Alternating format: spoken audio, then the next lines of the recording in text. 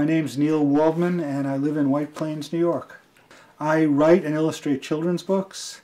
I paint, mostly landscapes, and I'm the founder and director of the Fred Dolan Art Academy in the Bronx. The earliest memory I have is as a very, very young boy in the Bronx, and it's about my first experience with finger paints.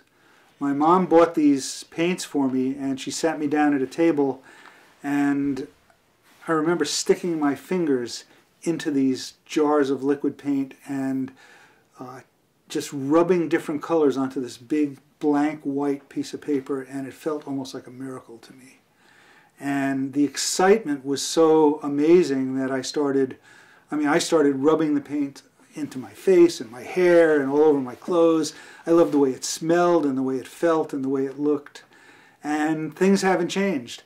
I continued, as I got a little bit older, I started using crayons and then colored pencils and finally watercolors and oil paints.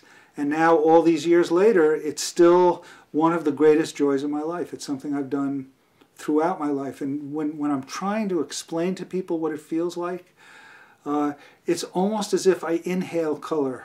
It's like it's there inside me. And the greatest high, the greatest ecstasy I ever feel is the experience of putting colors down on blank pieces of canvas. And another thing that will explain it a little bit more is when you hear voices that are singing in perfect harmony, they create a voice of their own that you don't get from one person. The same thing happens with color. I find that if I'm able to discover the color that vibrates the same way those voices do when it's next to a second color, the vibrations actually come into my body and make me feel ecstatic. It's amazing.